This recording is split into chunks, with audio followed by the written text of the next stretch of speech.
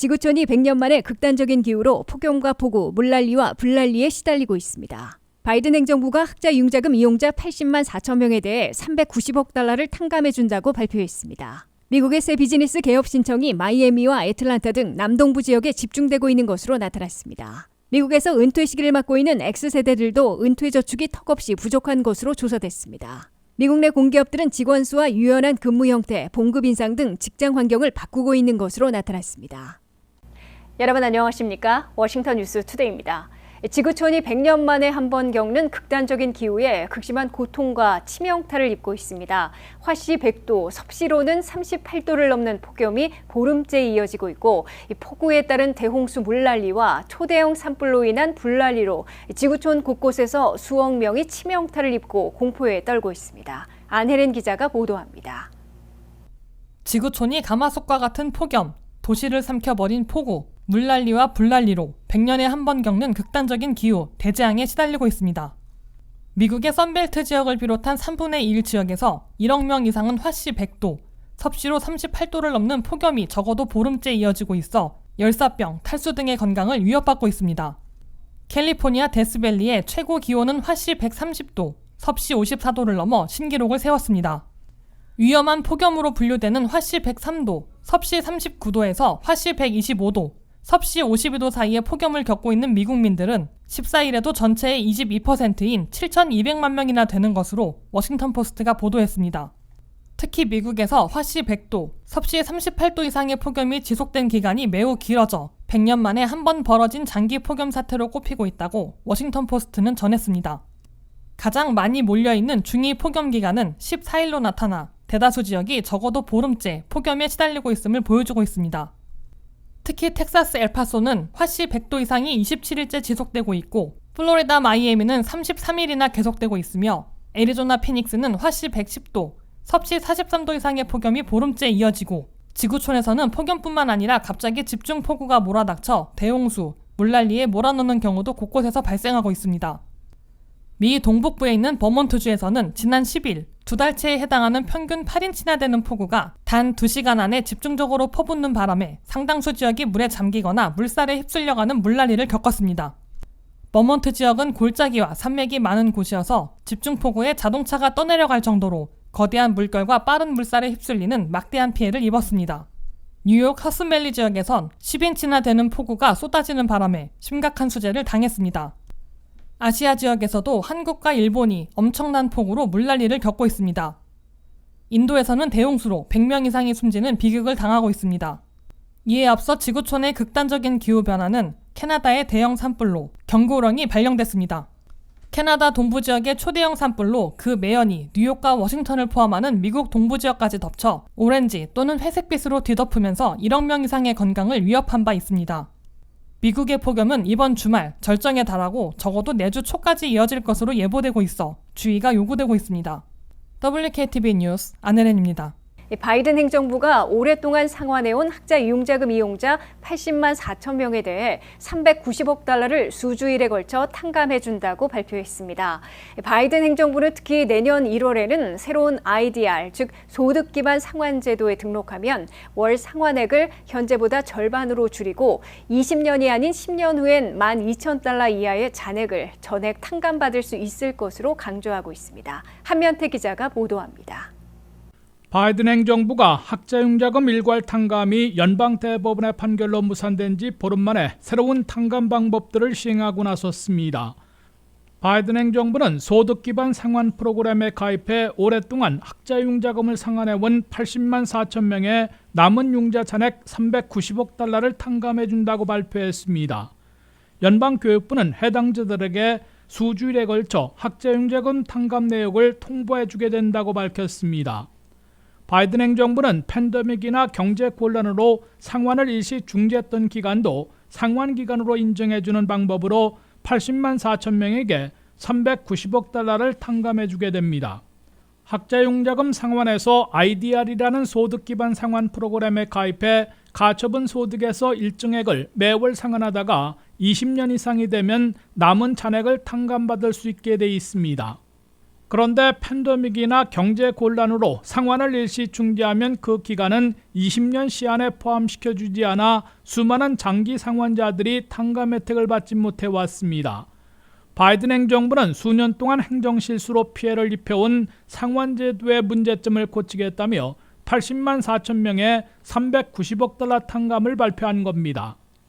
바이든 행정부의 이번 80만 4천 명에 대한 390억 달러 탕감은 4천만 명의 4,300억 달러에 비하면 적은 규모이지만 일련의 방법으로 학자융자금 탕감 혜택을 잇따라 제공하게 될 것으로 강조하고 있습니다. 특히 바이든 행정부는 2024년 내년 1월에는 더 큰 탕감 혜택이 올 것으로 예고하고 있습니다. 현재 규정 공시 절차를 밟아 내년 1월 시행할 것으로 보이는 세이브 프로그램은 새로운 소득 기반 상환 프로그램으로 월 상환액을 현재보다 절반으로 줄여 갚아나가다가 현재 20년이 아닌 10년 후에는 12,000달러 이하의 잔액을 전액 탕감받을 수 있게 됩니다. 바이든 행정부는 새 IDR 프로그램에 가입해 상환을 시작하면 적어도 연간 1,000달러씩 절약할 수 있고 10년이나 일찍 탕감받을 수 있다고 밝히고 있습니다. WKTV 뉴스 한면택입니다. 미국에서 새로운 비즈니스를 열기 위해 제출하는 개업 신청이 마이애미와 애틀란타 등 남동부 지역에 집중되고 있습니다. 이 지역으로 돈과 경제 성장, 인구가 몰리면서 새 비즈니스 개업 신청도 집중되고 있는 것으로 나타났습니다. 미국에서 돈과 성장이 남동부 지역으로 몰리고 있다는 통계에 이어 새 비즈니스를 시작하려는 개업 신청과 인구 이동도 이들 지역으로 집중되고 있습니다. 미국에서 새 비즈니스를 하려고 제출하는 개업 신청은 남동부 지역에서 가장 화랑을 보였다고 악시오스가 보도했습니다. 가장 뜨거웠던 10대 지역 가운데 9곳이나 남동부 지역에 위치해 있다고 악시오스는 전했습니다. 미국에서는 2022년 한 해 500만 곳의 새 비즈니스 개업 신청이 제출됐습니다. 주민 1000명당 15곳이 새 비즈니스를 개업한 곳입니다. 이는 2021년 540만 곳의 개업 신청과 1000명당 16곳의 개업에 비해 6.6%나 감소한 것입니다. 전반적인 감소에도 플로리다, 텍사스, 조지아, 캐롤라이나 등 남동부 지역에선 새로운 비즈니스 개업에 열기를 낸 것으로 나타났습니다.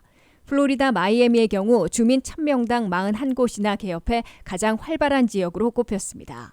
조지아 애틀란타는 주민 1000명당 31곳이 개업해 전국 평균보다 2배나 높았습니다. 플로리다 올랜도는 주민 1000명당 29곳이 개업을 신청했습니다. 이에 비해 캘리포니아의 로스앤젤레스 카운티는 주민 1000명당 17곳, 오렌지 카운티는 14곳이 개업을 신청해 남동부에 비하면 절반 수준에 그쳤습니다.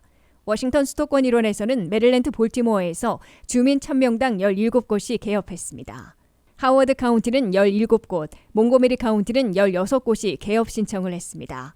버지니아에서는 프린스 윌리엄 카운티가 주민 1000명당 17곳, 라우던 카운티는 17곳, 펠팩스 카운티 15곳이 개업을 신청했습니다. 경제 붐과 비즈니스 화랑은 필연적으로 인구 증가를 수반하고 있습니다. 플로리다와 유타, 사우스캐롤라이나 등은 2020년에서 2022년 사이에 인구가 3%씩 늘어났습니다. 이에 비해 캘리포니아의 샌프란시스코는 7%나 급감했으며 LA 카운티는 2.7% 줄었고 뉴욕시도 2.1% 감소했습니다. 북버지니아 지역에선 라우던 카운티가 2.2%, 프린스 윌리엄 카운티가 0.9% 늘어난 반면 펠팩스 카운티는 0.9% 줄었습니다. 수도권 메릴랜드에선 볼티모어와 몽고메리 카운티가 각 0.8%씩 줄어든 데 비해 하워드 카운티는 0.8% 늘어났습니다. 미국에서 은퇴 시기를 맞고 있는 1965년부터 1980년생 사이의 X세대들도 은퇴 저축이 턱없이 부족한 것으로 조사됐습니다. X세대인 6,400만 명 가운데 40%나 은퇴 저축이 한 푼도 없다고 밝히고 있는 것으로 나타났습니다. 안혜린 기자가 보도합니다. 미국에서 베이비 부머들에 이어 은퇴 시기를 맞게 되는 X세대도 은퇴 후 노후생활 준비가 덜 되어 있는 것으로 CBS 뉴스가 14일 보도했습니다. 미국에서 X세대는 1965년부터 1980년생 사이로 6,400만 명이 있는 것으로 계산되고 있습니다. 미국에서 X세대에 대한 센서스와 국세청의 통계를 분석한 결과 직장 은퇴 저축인 401k 등에 가입한 X세대는 전체의 55%에 불과한 것으로 나타났습니다. X세대가 은퇴 저축하고 있는 평균 저축액은 현재 4만 달러인 것으로 계산됐습니다. 이는 우세대인 베이비 부머들의 12만 달러의 3분의 1 수준에 그친 겁니다.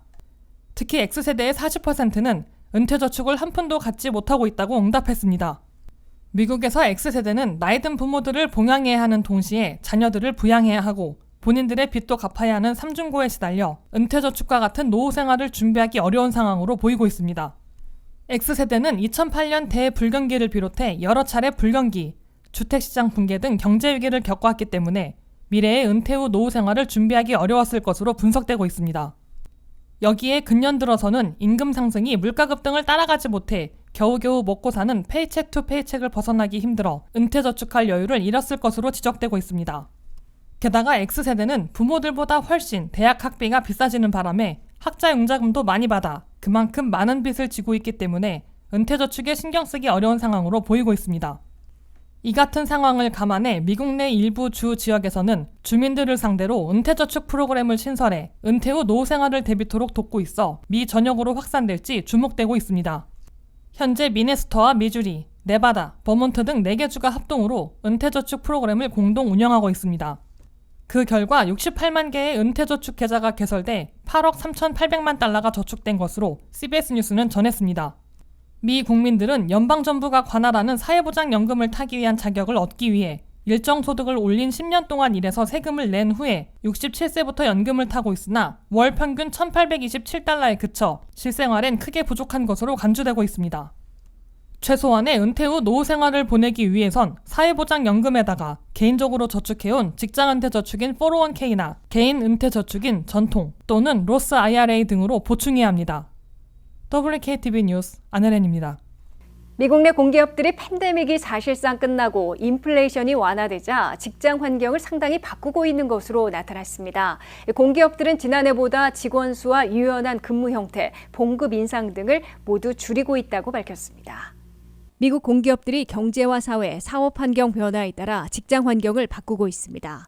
미국 공기업들은 매년 감사를 받고 있는데 2023년 봄철 감사 결과 적지 않은 변화를 주고 있는 것으로 나타났다고 CNBC가 보도했습니다. 미국 공기업들은 우선 경제 비관론은 줄어든 것으로 조사됐습니다. 인플레이션이 향후 1년 동안 중대한 악영향을 미칠 것으로 보느냐는 물음에 지난해에는 75%가 우려했으나 올해는 62%로 줄어들었습니다. 공기업들은 경제 상황의 변화에 따라 직장 환경도 바꾸고 있는 것으로 밝혔습니다. 직원 수를 줄이고 있다는 공기업들은 지난해에는 2%에 불과했으나 올해는 45%로 무려 43%포인트나 급등했습니다. 또한 재택근무와 같은 유연한 근무를 허용하는 비율은 지난해 75%였다가 올해는 41%로 대폭 감소했습니다.